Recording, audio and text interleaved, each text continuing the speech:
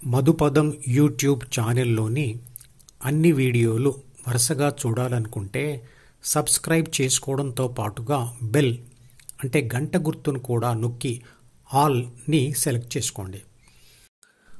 ఆత్మశక్తి అంటే పైన చూపించిన చిత్రపటంలోని ఇంగ్లీష్ అక్షరం ఏ. దాని చేత అంటే మనిషి చేత ప్రపంచంలో ఏ పని చేయబడినా తప్పకుండా అది ప్రాథమిక మనసు అంటే బిలోని సూచన ప్రకారంగానే జరుగుతుంది. అంటే శరీర రక్షణ, పోషణ, పునరుత్పత్తి పనుల కోసమే జరుగుతుంది.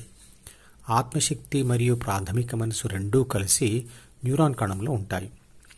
ధ్యానం చేసి ఆ రెండూ విడిపోయేంత వరకు కలిసే పనిచేస్తాయి. కాబట్టి ఆ న్యూరాన్ కణంలో ఒక కంట్రోలర్ అనవచ్చు. ఈ కంట్రోలర్ ద్వితీయ మనసులోని అహం అంటే సిని పొందినప్పుడు అది ప్రాపంచిక ఆత్మ అవుతుంది.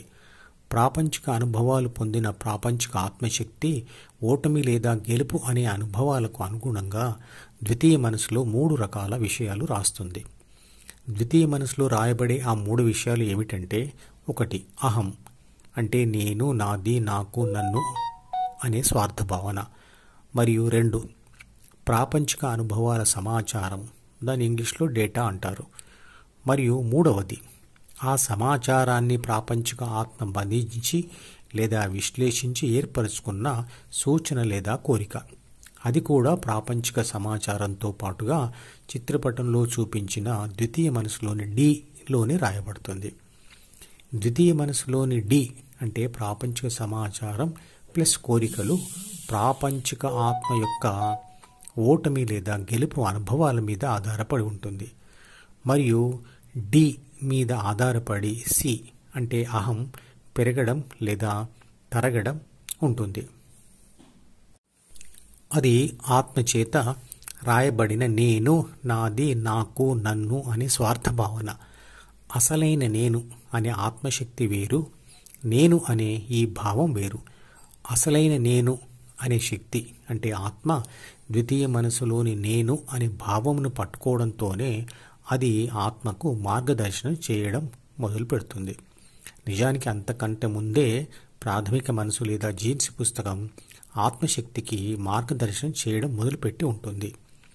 నేను అనే శక్తి అహం అనే డ్రెస్ వేసుకోకుండా లేదా అహం అనే బాధ్యత స్వీకరించకుండా మనసులోని ఇతర సమాచారం మీద, కోరికల మీద వాలలేదు. నేను అనే స్వార్థభావం లేకుండా ఏ కోరికను కోరుకోలేదు. ఉదాహరణకు ఎవరైనా మామిడి పండు గురించి చెబుతున్నప్పుడు అది చెవుల ద్వారా ద్వితీయ మనసులోని డీకి చేరుతుంది. దానిని ప్రాపంచిక ఆత్మ చదివి దానిని మదించి ఇదివరకే నేను అనే అహంభావాన్ని పొంది ఉంది కాబట్టి ఆ పండును నేను తినాలి అని కోరికను డిలో అంటే ద్వితీయ మనసులో రాసుకుంటుంది. అప్పుడు ఆ కోరిక ద్వారా ప్రయత్నం జరుగుతుంది. అంటే 1 ఆత్మశక్తి, 2 ప్రాథమిక మనసు, 3 అహం, 4 మామిడి పండు సమాచారం, 5 ఆ సమాచార విశ్లేషణతో పుట్టిన కోరిక. ఇవన్నీ కలిసినప్పుడే మామిడి పండు తినడం కోసం ప్రయత్నం జరుగుతుంది. ఈరోజు నీ కోసం ప్రాణం ఇస్తానన్న వ్యక్తి రేపు నీ ప్రాణం తీస్తానని ఎలా అనగలుగుతున్నాడు? అంటే పరిస్థితులు మారాయి కాబట్టి మనసులో ప్రాపంచిక సమాచారం మారింది. దానిని చదివిన ప్రాపంచిక ఆత్మ ఉద్వేగానికి అంటే ఎమోషన్కు లోనవుతుంది. ఆ ఉద్వేగమే విశ్లేషణ శక్తి కోల్పోయేటట్లు చేస్తుంది మరియు నేరం చేయిస్తుంది.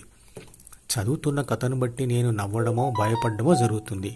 ఆ పుస్తకాన్ని వదిలేస్తే ఏ ఎమోషన్ ఉండదు. మనసు కూడా మనం రాసుకున్న పుస్తకమే.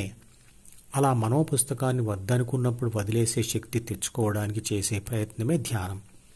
ఆ ప్రయత్న ఫలితమే స్థితప్రజ్ఞ. ద్వంద్వభావాలు, భావోద్వేగాలు లేకుండా అన్ని పరిస్థితుల్లో ప్రశాంతంగా ఉండడమే స్థితప్రజ్ఞ.